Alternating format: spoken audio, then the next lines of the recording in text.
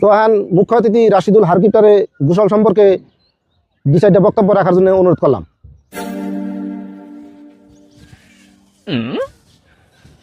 মাননীয় সভাপতি সাহেব, সম্পাদক সাহেব, সম্মানিত রাইস, তো এই সভাটা যারা আয়োজন করছে তাকে আমি প্রথমে ধন্যবাদ জানাই। তারা যে অঞ্চলের মানুষের কথা চিন্তা করে এই উদ্যোগটা নিছে, তো প্রথমে তাকে ধন্যবাদ জানাই। আর আমার এই আমন্ত্রণ করছে তার নিকেও তা করে ধন্যবাদ জানাই। তো সভাপতি সাহেবে আমার গোসল সম্পর্কে কিছু কথা কবে নিয়ে গেছে।